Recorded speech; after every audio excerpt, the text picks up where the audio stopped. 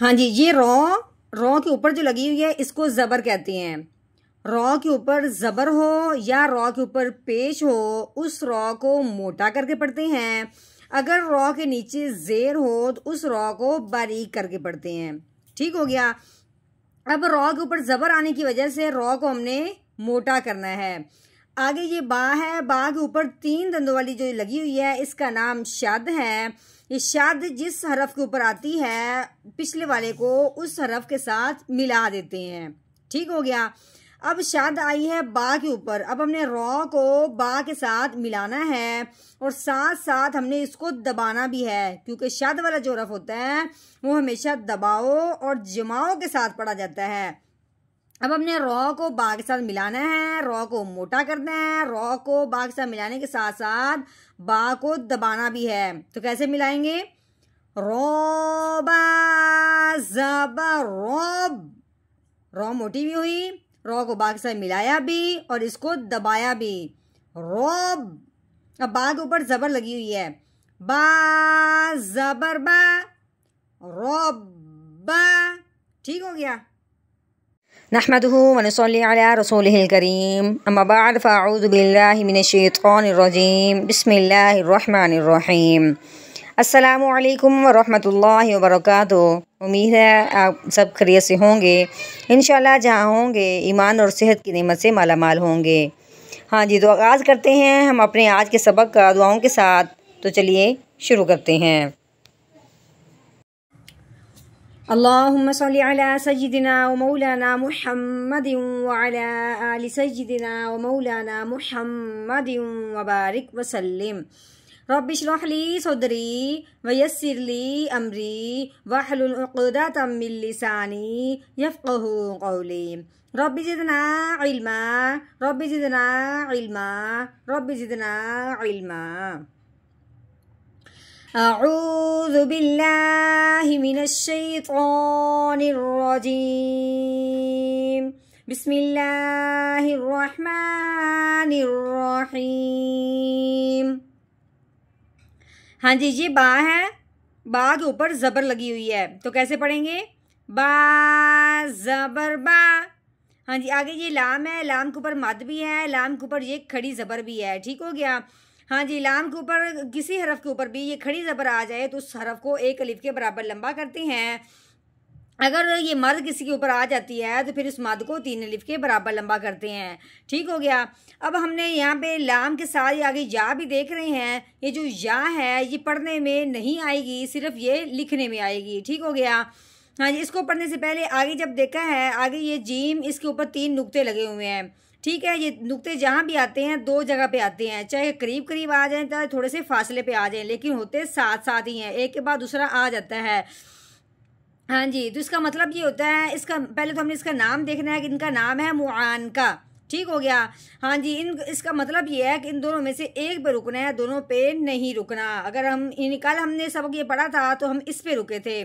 ठीक है, आज के सबक में हमने इस पे रुक जाना नहीं है। ठीक हो गया, क्योंकि कल हम रुक गए हैं तो आज इस पे नहीं रुकेंगे। तो कैसे पढ़ेंगे? लाम मद खड़ी ज़बर ला, बाला।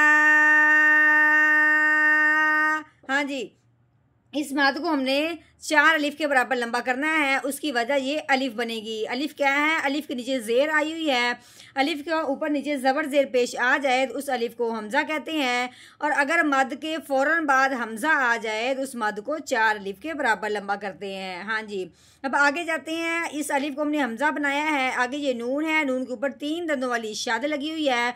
शद जिस हरफ के ऊपर आ जाती है उस हरफ को मुशद्दद कहते हैं, और मुशद्दद हरफ जो भी होता है वो पिछले वाले को अपने साथ मिलाता है। लेकिन जब हो नून मुशद्दद, जैसे कि अब नून के ऊपर शद आई हुई है तो नून मुशद्दद हो गया, जब नून मुशद्दद होता है तो वो पिछले वाले हरफ को नून के साथ मिलते हुए एक अलिफ के बराबर गुना भी होता है। तो कैसे पढ़ेंगे?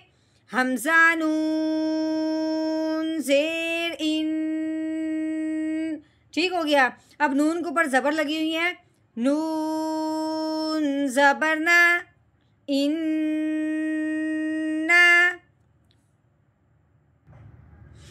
हाँ जी, आगे ये रॉ आ गया है। रॉ के ऊपर क्या लगी हुई है? जबर लगी हुई है। रॉ के ऊपर जबर हो या रॉ के ऊपर पेश हो, उस रॉ को मोटा करके पढ़ते हैं। ठीक हो गया।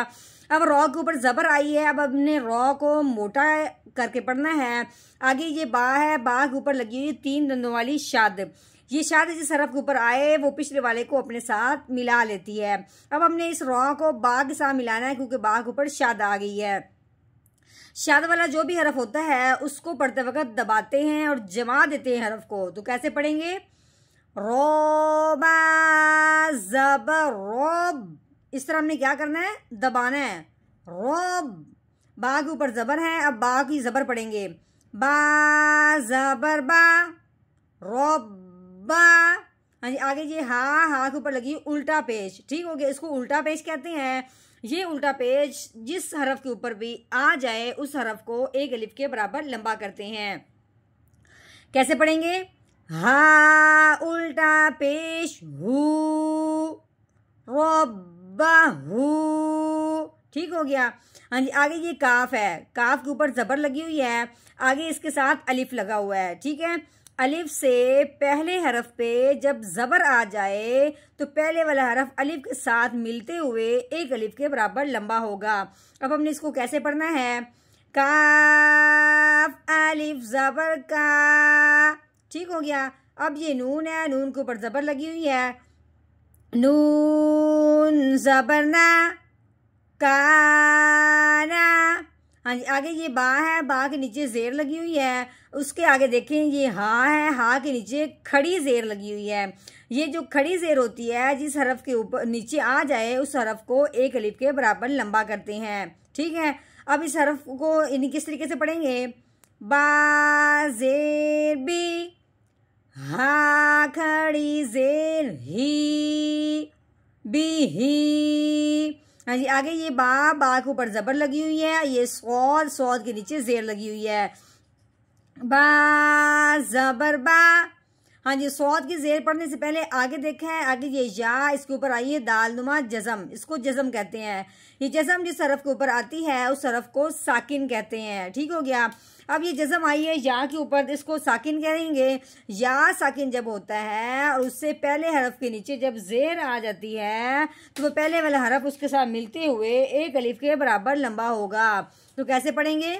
सौदिया जे स्वी, बासवी। ठीक हो गया। जब भी या साकिन हो और पिछले हरफ के नीचे जेर हो तो मिलाते हुए एक अलिफ के बराबर जरूर वो हरफ लंबा होगा। हाँ जी, आगे ये रॉ है, रॉ के ऊपर 2 जबर लगी हुई है। रॉ के ऊपर 2 जबर आई है। अगर किसी हरफ के ऊपर भी 2 जबर हो या 2 जेर हो या 2 पेश हो उसको तनवीन कहते हैं। हाँ जी, जब ये 2 जबर वाली तनवीन होती है ना, जैसे अब ये 2 जबर हैं तो उसके साथ अलिफ जरूर आता है। अगर अलिफ ना हो तो उसकी जगह या आता है। जब भी 2 जबर हो तो उनकी ये अलामत होती है, उसके साथ अलिफ या फिर छोटी या आती है। लेकिन जो छोटी या होती है वो भी अलिफ के ही मानी में होती है। अब हमने क्या करना है? रोदो ज़बरन, बस्वीरन। हाँ जी, आगे वक़फ़ आ गया। वक़फ़ की सूरत में जब 2 ज़बर होती हैं तो एक ज़बर को हटा देते हैं, पीछे रह जाएगी एक ज़बर।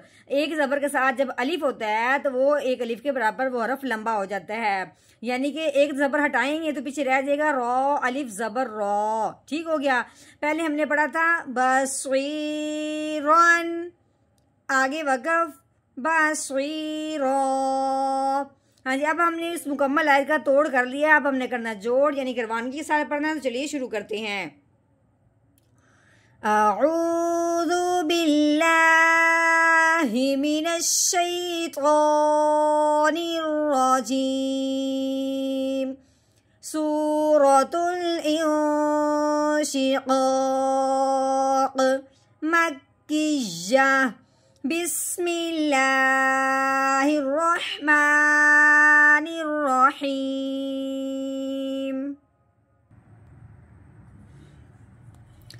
बला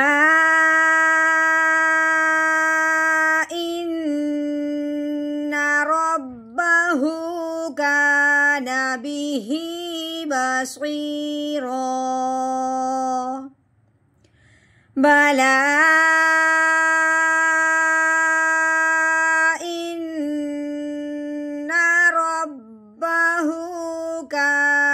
बिही बसीरा।